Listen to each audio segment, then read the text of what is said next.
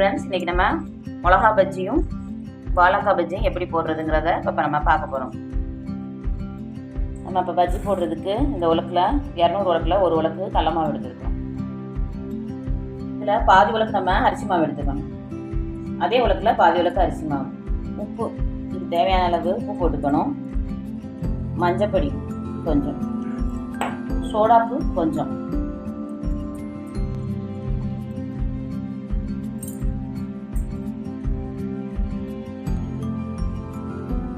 பெருங்காயம் கொஞ்சம், தனி மிளகாப்பொடி 1 ஸ்பூன். இதை நம்ம ஒரே மாதிரி மிக்ஸ் பண்ணிக்கணும். தண்ணி ஊற்றி கொஞ்சம் கெட்டியாக பிணைஞ்சு வச்சுக்கணும்.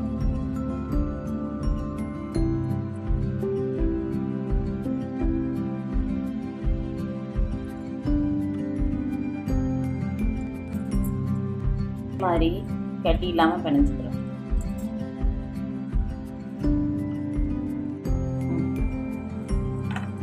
மிளகாவை இந்த மாதிரி நம்ம 4ஆக கட் பண்ணிக்கிறணும். ஒரு மிளகாவை 4ஆக கட் பண்ணிக்கிறோம்.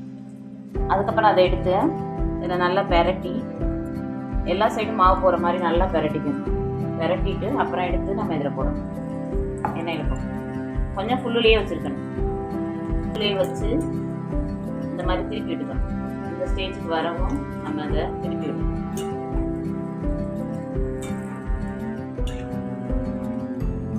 இந்த மாதிரி ஸ்டேஜில் நம்ம இப்போ எடுத்துடணும். நல்லா வெந்துருச்சு. மிளகு பஜ்ஜி நல்லா வெந்துருச்சு. ஒரு டிஷ்யூ பேப்பர் வச்சு எடுத்துட்டோம்னா எண்ணெயெல்லாம் அதிலே போயிடும்.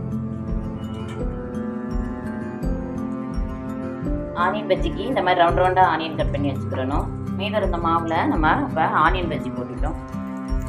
இந்த மாதிரி அழகா ரவுண்ட் ரவுண்டாக அழகா பஜ்ஜி நல்லா உப்பலாக வந்துருக்கு.